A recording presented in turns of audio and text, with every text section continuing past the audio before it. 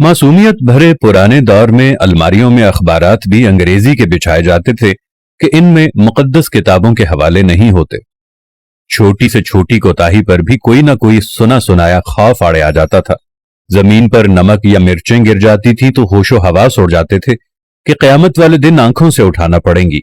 गदागरों को पूरा मोहल्ला जानता था और घरों में उनके लिए खुसूसी तौर पर खुले पैसे रखे जाते थे। मोहल्ले का डॉक्टर एक ही सरिंज से एक दिन में 50 मरीजों को टीके लगाता था, लेकिन मजाल है किसी को कोई इन्फेक्शन हो जाए।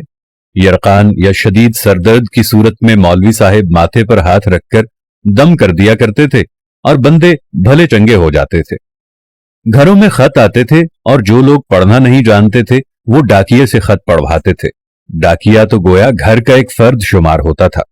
खत लिख भी देता था, पढ़ भी देता था और खाना पानी पीकर साइकिल पर ये जा और वो जा। इम्तिहानात का नतीजा आना होता था तो नस्रुम मिनल्लाहि व फतहुन करीब पढ़कर घर से निकलते थे और खुशी खुशी पास होकर आ जाते थे।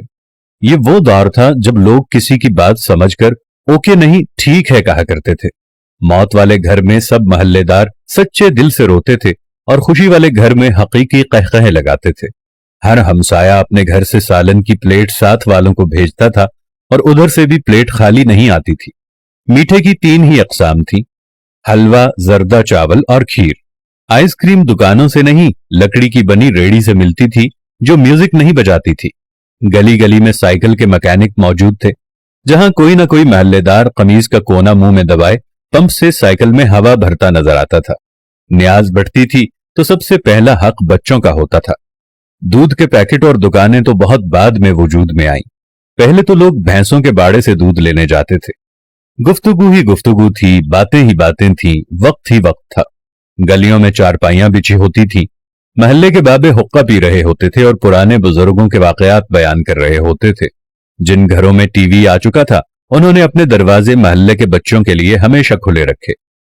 मट्टी के लेप की हुई छत के नीचे चलता हुआ पंखा सख्त गर्मी में भी ठंडी हवा दिया करता और फ्रिज के बगैर भी मटके और सुराहियों का पानी ठंडा रहता था। फिर अचानक सब कुछ बदल गया। हम कदीम से जदीद हो गए। अब बावर्ची खाना सीढ़ियों के नीचे नहीं होता, खाना बैठकर नहीं पकाया जाता, दस्तरखान शायद ही कोई इस्तेमाल करता हो।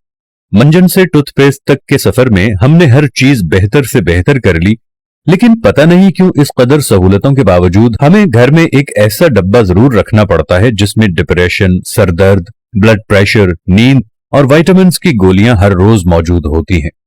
जरा खुद के घर के बारे में ये सारी बातें सोचकर देखें तो आपको सब कुछ यकीनन नजर आएगा जैसा मैंने आपको बताया है। आखिर ऐसा क्यों है? क्यों हम अपने बेसिक किस्म की जिंदगी से हटते चले जा रहे हैं? मैं आज भी आप लोगों से कह रहा हूं, आप साथ वालों के दुख दर्द बांटना शुरू कर दो। आप गरीबों के दुख में दर्द बांटना शुरू कर दो। आप साथ वालों के साथ प्यार मोहब्बत रखना शुरू कर दो। थोड़ी सी माजी की जिंदगी को दोबारा अपनाना शुरू कर दो। मट्टी के बर्तन में खाना खाना शुरू कर दो। दुनिया जहां की नेमतों से दूर हट जाओ। ओवन और फ्रिज को इस्तेमाल करना छोड़ दो। प्रेशर कुकर को इस्तेमाल करना छोड़ दो। अपनी जिंदगी को सादगी की तरफ ले जाओ तो आपके घरों में रखा हुआ ये दवाइयों का डब्बा भी पहले की तरह यहां से गायब हो जाएगा। खुदावंद से दुआ है कि देखने वालों को सेहत कामिला और आजिला अता फरमाए। आमीन सुम्मा आमीन या रब्बल आलमीन।